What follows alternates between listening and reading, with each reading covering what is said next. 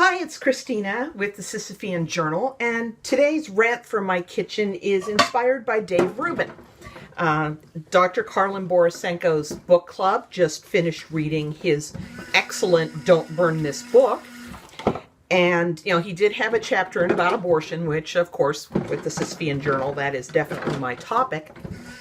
And I had asked him, because he joined us in the book club, in the book club Zoom discussion, and I asked him if that discomfort that a lot of pro-choice citizens are feeling with how extreme the abortion rights movement has openly gotten about later and later abortions and even killing the baby if it survives, could that discomfort possibly be priming them to stop trusting the pro-choice movement, the abortion movement and all of its ancillary parts, no longer trusting them regarding the women?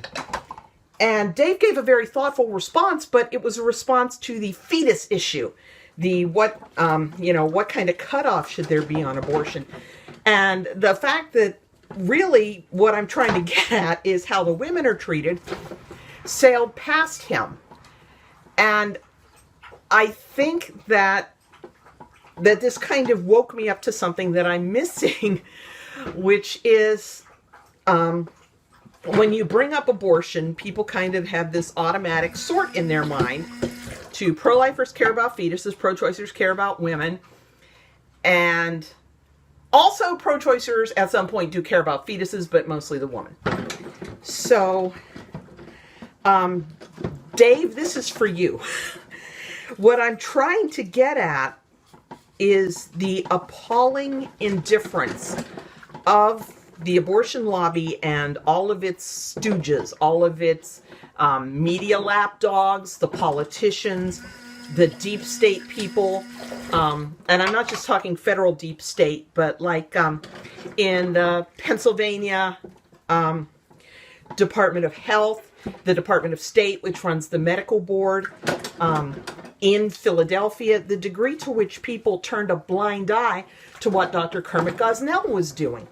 Now, I don't know if, you were ever enlightened about the Kermit Gosnell situation or not, but he was a doctor in Philadelphia who ran a combination pill mill abortion clinic.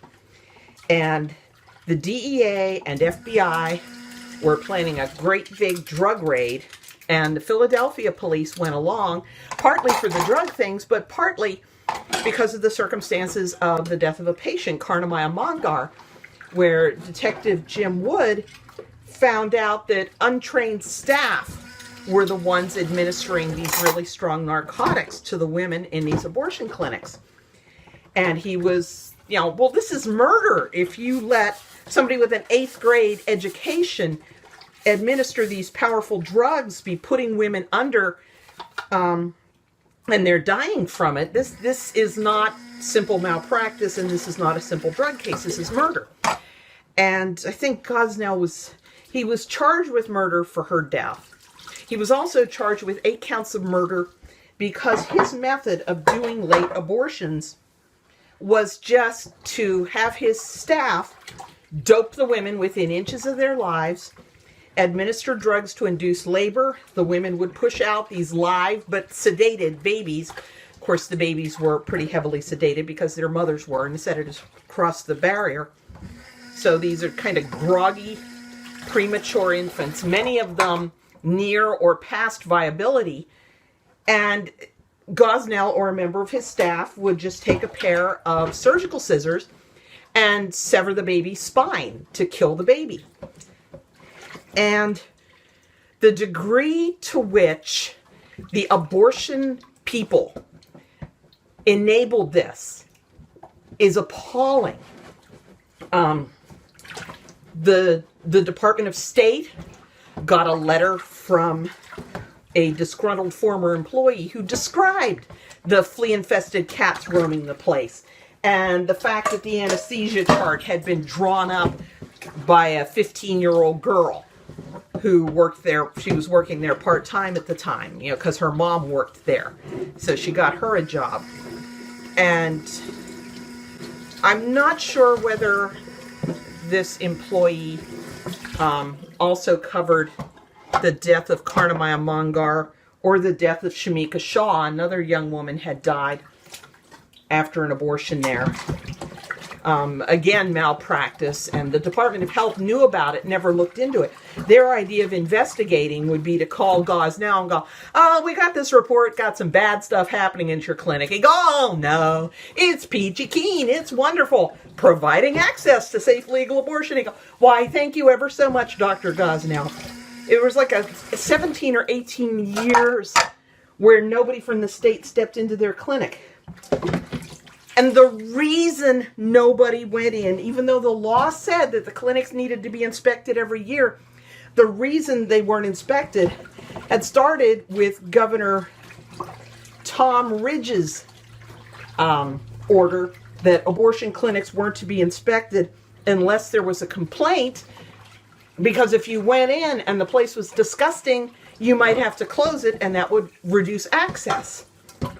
So that kind of metastasized from only investigate if there's a complaint to don't investigate even if there is a complaint.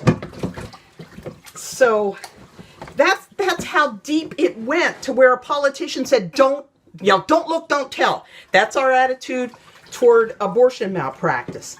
And the people whose job it was to inspect these clinics and investigate deaths and injuries were like, well, it's abortion, so anything goes. This guy can do anything he wants, and it's no problem.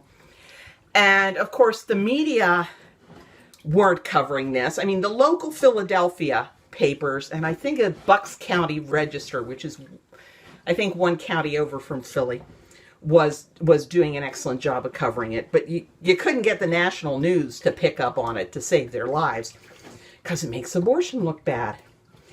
And when they were finally shamed into covering it, which they got scanty coverage, when they were finally shamed into covering it, they bought hook, line, and sinker the National Abortion Federation's claim that Gosnell was some kind of outlier and that he wasn't part of regular abortion practice,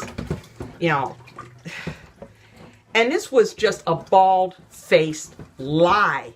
Not only were National Abortion Federation member clinics referring patients to him, including this one young woman, Desiree Hawkins, who got a phone call from the police because they found her aborted baby's severed feet in Gosnell's clinic.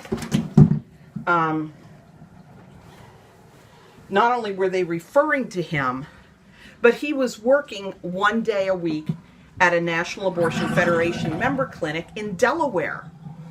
And he was starting illegal third trimester abortions there. So women who were looking for what's the safest abortions, what's the most reputable clinics, would walk into this clinic and get in-processed by that clinic staff and then handed off to Gosnell. And these late abortions are multi-day. The first day they insert laminaria, which are little seaweed sticks that they absorb moisture, they dilate the cervix so that you can get the fetus out. So on day one, he'd insert the laminaria, and then he would have the women report to his flea-bitten, cat-ridden feces on the floor, wrapping the women in dirty blankets clinic in Philadelphia, where these women are left to moan on these blood-stained recliners after being doped within inches of their lives by untrained staff. And the abortion that culminated in the murder of baby boy A, who was 30 to 32 weeks gestation, the abortion that culminated in his murder was started at that National Abortion Federation clinic. And by the way, the mother, who was a teenage girl, she also nearly died. She ended up hospitalized with severe, severe complications.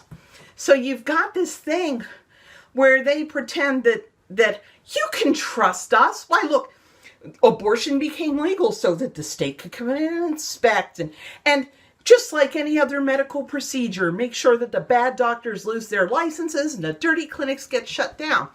But instead, they've got politicians saying, don't look at the abortion clinics. And I named this phenomenon I named it the Compton Carr effect after Janice Compton Carr, the Florida Abortion Council. This was back in the late 1980s. The Miami Herald did an expose of a clinic called Dadeland that was Gosnell-esque.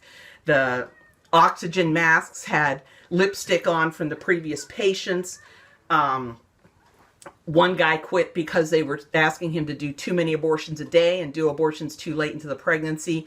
One woman with peritonitis, they had poked a hole in her uterus and her bowel, and they sent her home with oral antibiotics, and of course she died.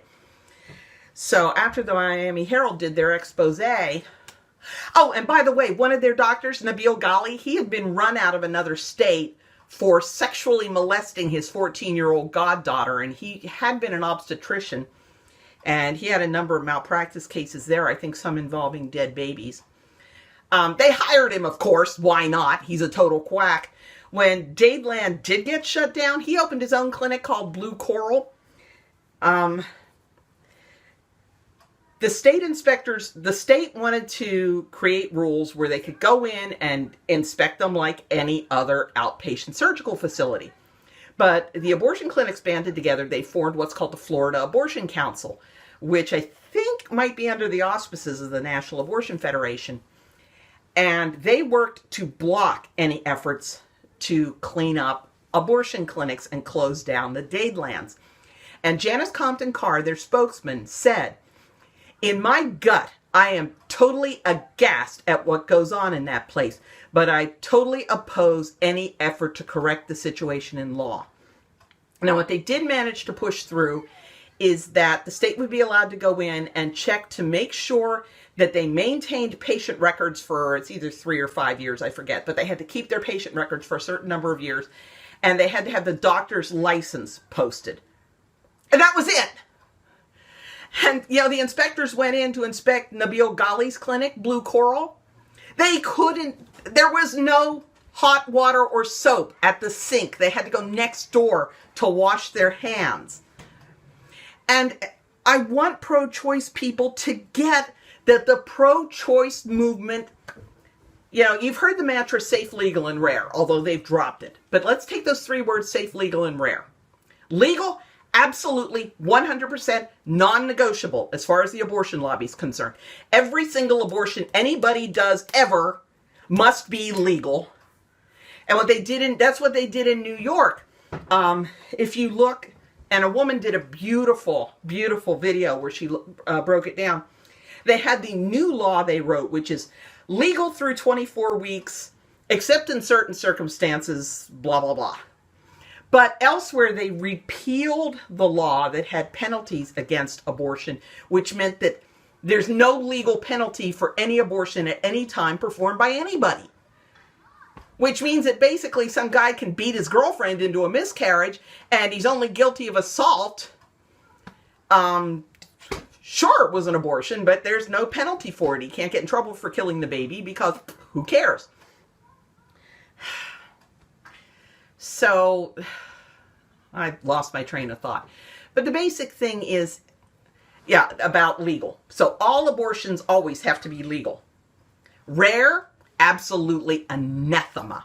And if you want to really get, if I had Aladdin's lamp and I could rub it and get wishes, one of them would be that every tape of every National Abortion Federation annual meeting and risk management seminar would be available on YouTube, easy to find, can't be taken down. Because there is stuff on those that would make your hair curl. And one of them was a discussion when AIDS was first becoming a big thing. They were talking about that even women who are on birth control pills were now using condoms as well to prevent the spread of HIV/AIDS. And they were like, this is really preventing a lot of unintended pregnancies, and that's cutting into our bottom line. We aren't getting nearly as many abortions. How do we bring those numbers back up without sounding like we don't care if people get HIV/AIDS? So, rare? Hell no. Do you think R.J. Reynolds wants smoking to be rare? Do you think Budweiser wants chugging beer to be rare? No, the abortion lobby does not want abortion to be rare. That just leaves us with safe. Safe is the cherry on the sundae. It's nice if you can get it, But it's totally, basically it's at the discretion of the facility. They can be as nasty as they want to be. Like Janice Compton Carr said, when the Miami Herald looked at that filthy clinic, I'm completely aghast at what goes on in that place, but I strictly oppose, my granddaughter's waving at me, any attempt to correct the situation in law. Safe is for the woman's safety, for them, is optional. When they talk about safe, what they mean is safe for the abortionist, that he does not get in trouble. He's safe from jail. That's it. So, Dave, that's what I was trying to talk to you about.